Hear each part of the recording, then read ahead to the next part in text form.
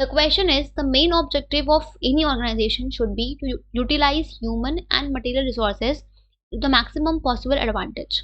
The above lines highlight which of the following objectives of management. यहाँ पे आपका question क्या बोल रहा है कि किसी भी ऑर्गेनाइजेशन का मेन ऑब्जेक्टिव क्या होना चाहिए कि उसके पास जो भी ह्यूमन या फिर मटेरियल रिसोर्सेज अवेलेबल है उसका वो मैक्सिमम पॉसिबल एडवांटेज ले सके। इस लाइन से मैनेजमेंट के कौन से ऑब्जेक्टिव को हायर किया गया है? तो हमने ऑब्जेक्टिव्स ऑफ मैनेजमेंट को 3 कैटेगरी में क्लासिफाई करा गया है, हमने पढ़ा है, राइट। पहला होता है आपका ऑर्गेनाइजेशनल ऑब्जेक्टिव, दूसरा है आपका सोशल और तीसरा है आपका पर्सनल ऑब्जेक्टिव, राइट। तो बिजनेस का मेन ऑब्जेक्टिव क्या होता है? अपनी इकोनॉमिक ऑब्जेक्टिव्स को फुलफिल करना। इकोनॉमिक ऑब्जेक्टिव मींस अपने बिजनेस को सरवाइव कराना, अपने बिजनेस को ग्रो कराना एंड अपने बिजनेस के लिए प्रॉफिट जनरेट करना। ये किसी भी ऑर्गेनाइजेशन का 3 मेन ऑब्जेक्टिव होता है।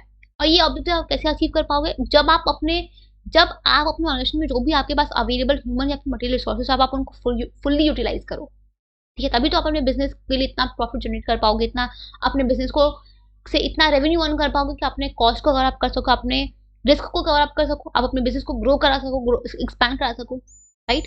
तो मेन ऑब्जेक्टिव क्या है आप किसी ऑर्गेनाइजेशन का? कि आप अपने ऑर्गेनाइजेशन ऑब्जेक्टिव्स को पूरा करो, ठीक है।